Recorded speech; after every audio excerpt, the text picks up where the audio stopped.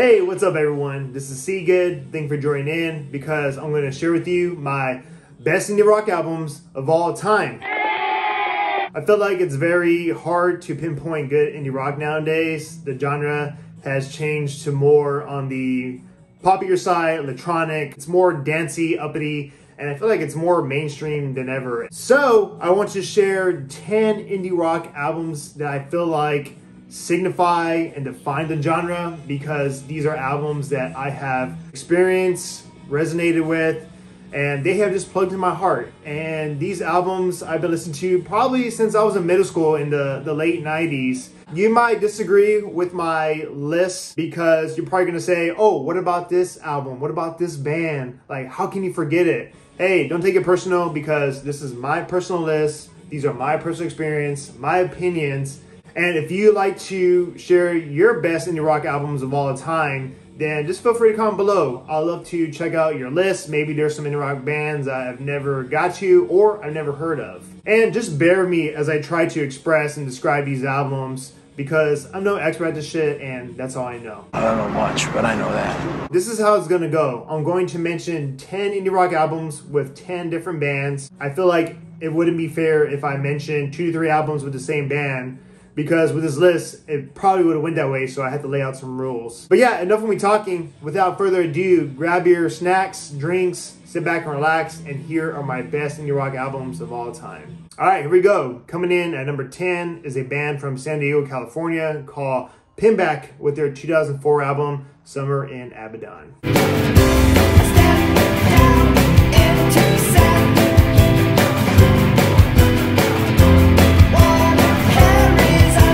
This album is just amazing. I feel like it was produced in the most cleanest way. Everything's clear. You can hear all instruments. And this band just brings a lot of warmth to me. Like, I feel very good when I hear this album. Pinback is definitely a band you could listen to during the fall or winter season. And it's an emotional album. A lot of the lyrics are very emotional. That's why I like this album. And I'm just glad my brother-in-law introduced me to this album back in 2008, I think. There's so many bangers in this album. Those tracks are Non-Photo Blue, Syracuse, Fortress, and Away from Keyboards. I've seen this band live like 2 times. This album is great. You gotta check it out. Coming in at number 9 is a band from New Jersey called Yo La Tengo with their 2013 album, Fade. We always wake before we fall.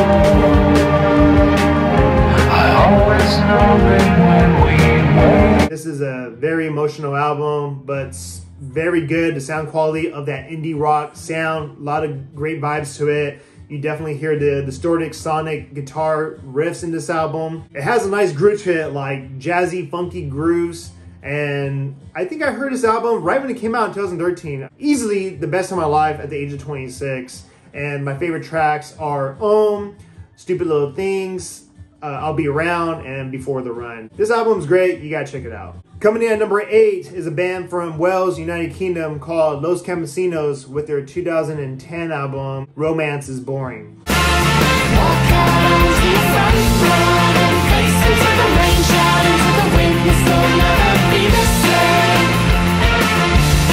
This album is outstanding. It's everywhere. It's wild. I think this album was conducted and produced very well because there's a lot of instrumentation here. You hear the horns, the vocals, the keyboards. If it wasn't for the keyboards, man, I don't know if I would like this album. Well, for sure I would like this album, but it caught my attention a lot. And this album has post-punk, indie rock, emo, and I feel like I'm missing one more thing, pop-punk. And I remember I listened to this album back in 2011. I picked it up at the library and I was going through a breakup. I was just getting over it, and this album came in at the right time. Coming in at number 7 is a band from Ohio State called The National with their 2005 album, Alligator. I used to be carried in the arms of cheerleaders.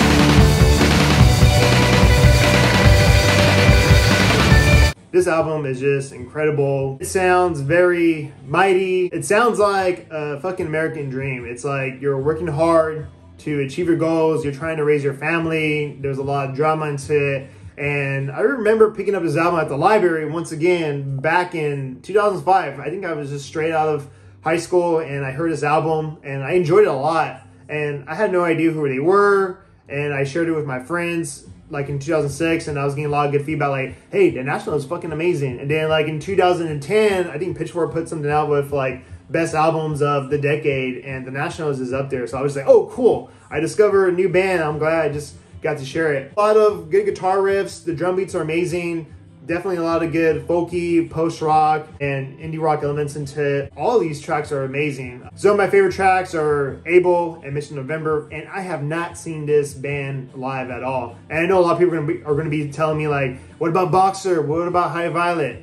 Shut the fuck up. This is it. Coming in at number 6 is a band from Boise, Idaho called Youth Lagoon with their 2011 album, The Year of Hibernation.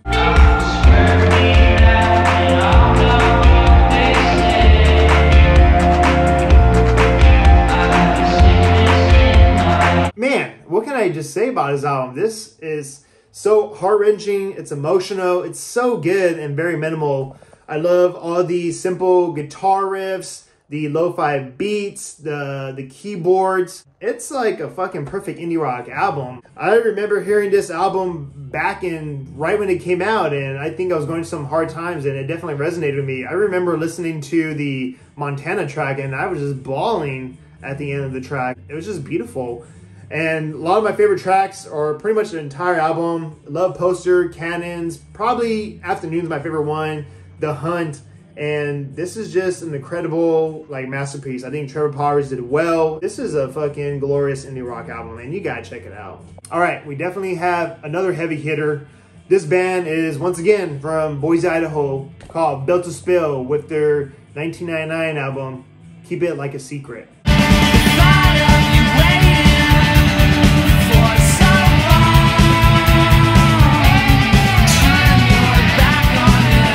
This album has nothing but anthems into it. The guitar riffs are amazing. Doug's voice is phenomenal. I can't say much about his album because it's so fucking good. I'm kind of like speechless. And I remember I heard Built to Spill for the first time back in middle school. I think The Plan or Stab was the first track I heard off of a Transworld skateboarding video. And I think I started listening to him like after high school. I dug into him more and I listened to all the albums. They're fucking outstanding. I think all of them were great. And when I heard Keep It Like a Secret, I was just like, wow, this one is just mighty. And there's a bunch of bangers into this album. My favorite tracks are easily Plan, Carry to Zero, Temporary Blind, Else, and so much more. And I think I've seen this band probably 2-3 times, and they're fucking good live. So you gotta be sure to check this album out. Number 4 is a band from Modesto, California called Granddaddy with their 1998 album, Under the Western Freeway.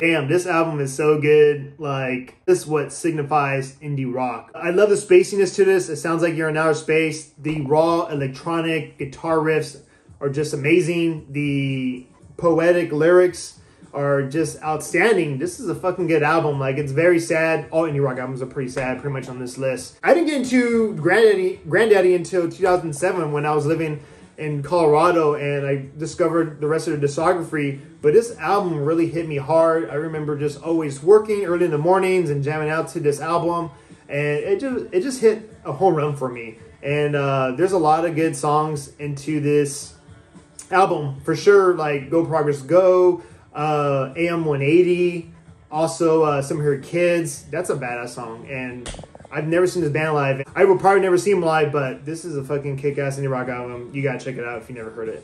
All right, coming in number 3 is a band from Atlanta, Georgia called Deerhunter with their 2008 album, Weird Era. Continue.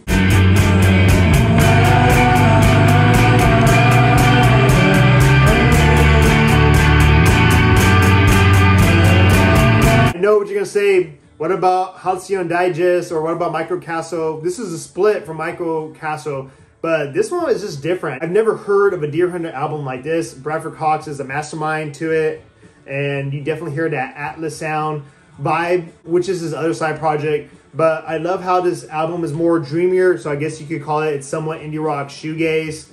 And when I first heard this album, I didn't know what to think about it. It sounded funky to me, but then over the years as I got into it, I was like, damn, this is fucking gorgeous. It's beautiful. A lot of instrumentation. Instrumentals are just outstanding. And some of my favorite tracks in this album are like Focus Group, VHS Dream, Slow Swords, and I think I've seen this band probably once or twice. I can't remember. This album is just amazing. It may take you a while to get into it, but it's outstanding, so you gotta check it out. All right, here we are at number 2 is a band from Issaquah, Washington called Modest Mouse with their 2000 album, Building Nothing Out of Something. 800 miles is a long drive inside a car. 900 miles is a long, long, long, long ways in a car. I know what you're gonna say. Oh, where's the lonesome crowd of the West? Where's this is a long drive for someone to think about nothing? Or where's the moon in Antarctica? Nope. This album right here definitely hit me. I remember I was in middle school. I was into skateboarding. I think the Never Ending Math Equation was the very first song I ever heard. I think it was on the real video, and it was just fucking amazing. Like, I know they sounded very wacky and sloppy. I think that's the point of Modest Mouse when they first came out. They just want to get the point across. There's definitely emo elements into this. But the instrumentation in this album is so fucking good. I feel like this album definitely signifies indie rock, the folk, the post-rock. A lot of tracks in this album are my favorites. Like Broke, Never Ending Math Equation, Baby Blue Sedan, The Life of the Arctic Sounds. This fucking album is just outstanding. I think I've seen Modest Mouse probably like 3 to 4 times. And you just gotta check this album out. All right, here we are. My number 1 indie rock album of all time is a band from Toronto, Canada called Broken Social Scene with their 2003 album, You Forgot It in People.